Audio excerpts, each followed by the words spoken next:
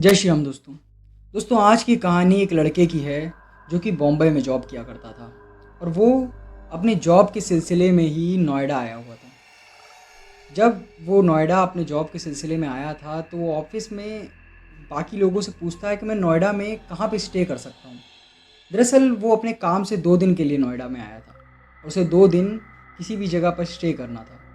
तभी वहाँ बैठे और एम्प्लॉय उसे बताते हैं कि यहाँ पास ही में एक अबेंडेंट बिल्डिंग पड़ी है। वो पहले एक होटल हुआ करता था, लेकिन आजकल ज़्यादा लोग वहाँ पे रुकते नहीं हैं। यहाँ पे और कोई होटल इतनी आसानी से तो मिलते नहीं हैं। आप वहीं पे ट्राई कर सकते हैं।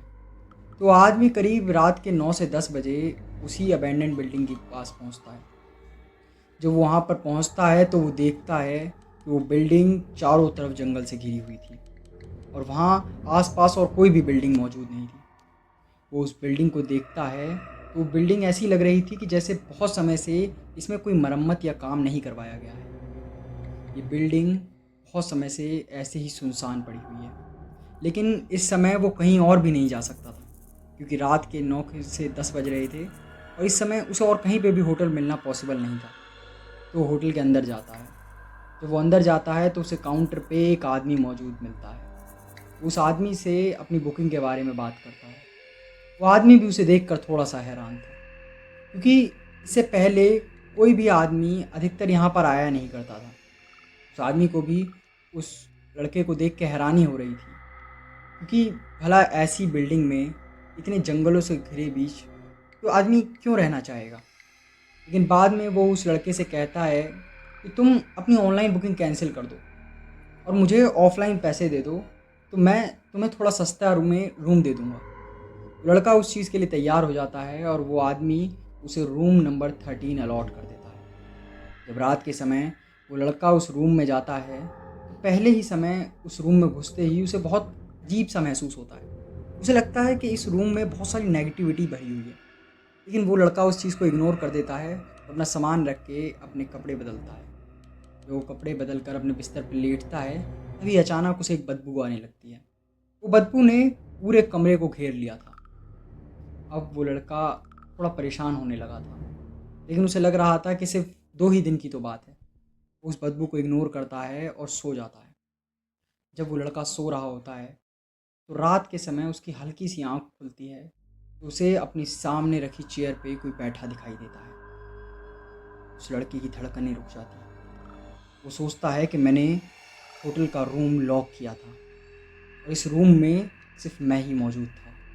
तो आखिर ये कुर्सी पर कौन बैठा है। तभी अचानक उसे एहसास होता है कि उसने अपना बैग और शर्ट उस कुर्सी पर रख दिए थे। ज़रूर ये कोई उसी की छवि बन रही होगी जो उसे ऐसा महसूस हो रहा है। तो थोड़ा रिलैक्स हुआ ही था कि इतने में उसे दोबारा याद आता है कि उस रूम में तकिया मौजूद नहीं था। इस कारण उसने उस बस्ते को कुर्सी से उठाकर अपने लिए तकिया बना लिया था। यानी कि कुर्सी पर कुछ भी मौजूद नहीं था। वो कुर्सी खाली पड़ी थी, तो आखिर उस कुर्सी पर बैठा कौन है। वो लड़का ये सब सोच ही रहा था कि अचानक से उस कुर्सी पे से कोई बाल जैसी चीज़ उड़ने की दिखाई देती है। उसे देख के पता चल रहा था कि ये कोई शर्ट नहीं है, किसी के बाल हैं जो हवा में लहरा रहे हैं। वो लड़का ये सब देख के बहुत ज़्यादा घबरा चुका था। उसके अंदर इतनी हिम्मत भी नहीं थी कि वो कमरे की लाइट जलाए और देखे कि कुर्सी पे कौन बैठा हुआ है। वो बस अपने बिस्तर पे अपना चेहरा छुपाए इस रात को बीत जाने का इंतज़ार कर रहा था। लेकिन शायद उसकी ये इच्छा पूरी होने वाली नहीं थी। अचानक से उसे कुर्सी के हिलने की आवाज़ सुनाई देने लगती है। उसे महसूस हो रहा था कि कुर्सी हल्की हल्की खिसक कर उसकी तरफ आ रही है। अब लड़का बहुत ज़्यादा घबरा चुका था।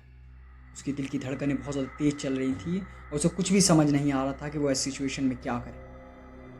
तभी अचानक उसे कुर्सी के गिरने की आवाज़ सुनाई देती है। अब वो लड़का अपने सारे सेंसेस खो चुका था। वो तुरंत अपना बस्ता उठाता है और उस होटल से दौड़ता हुआ बाहर निकल जाता है। जब वो होटल से बाहर निकल रहा था तभी वो रिसेप्शन के पास उस आदमी को देखने की कोशिश करता है, लेकिन उसे आदमी कहीं भी मौजूद नहीं होता। वो तुरंत होटल से बाहर निकल जाता है, लेकिन मुश्किलें अब भी ख़त्म नहीं हुई थी, क्योंकि चारों तरफ सिर्फ जंगल था और इस वक्त रात के 12 से 1 बज चुके थे। उसे मालूम नहीं था कि आखिर मैं कहाँ जाऊँ।